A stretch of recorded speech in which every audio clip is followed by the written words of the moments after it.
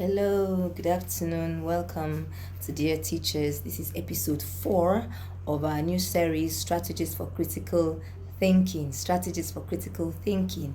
And we've talked about we've talked on some topics on the first, second, and third episode.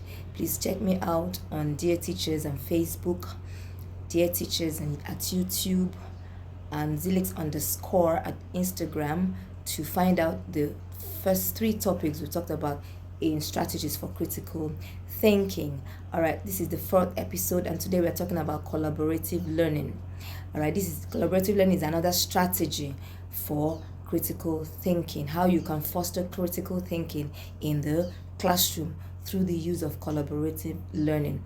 Now, you can do this by giving them group projects that require problem solving skills, that require research, that require presentation.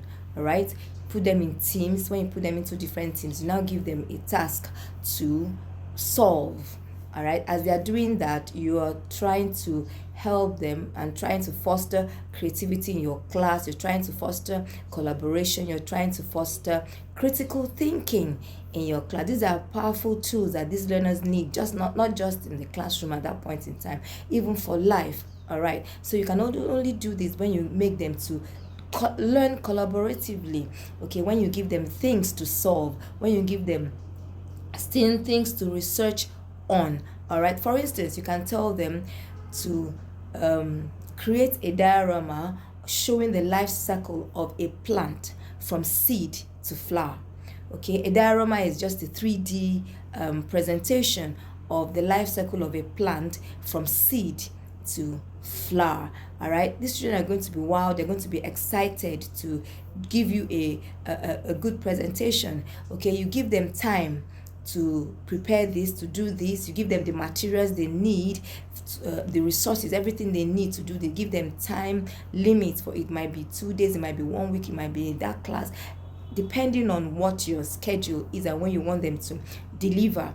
All right, okay, so when they go about doing this, when it's time for presentation, you give them also time again to do the presentation. Remember, in each team, let there be different types of learners. Let the kinesthetic learner be there, let the auditory learner, let the visual learner, and so on and so forth, depending on you. But just what you're trying to do is to make sure that you foster that these children come about something creatively, they collaborate, and they have critical thinking skills, fostering, building up in them as they're carrying out this. You can also give them peer discussions. All right, peer discussions and debates, okay, to explore different perspectives, because as they are different, so also their perspectives are different.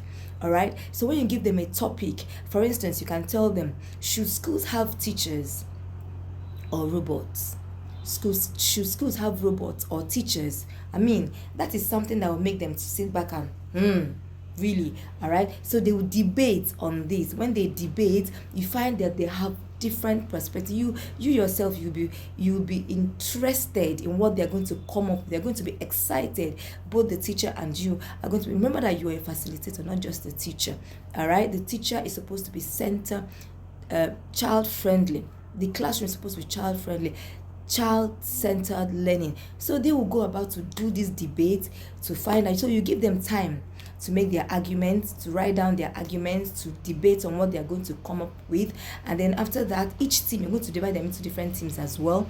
Then you also give them time to do their presentations. And at the end, you might give a vote to find out who wins. This is not necessary, but it's good to let learners, it's good to make them to be more to look up to this next time you come up with. If you tell them this team A won and team B won, let children like such. All right, but for you it doesn't really matter, but you need to add that, and maybe you give a vote and say team A has won or team D has won, whatever.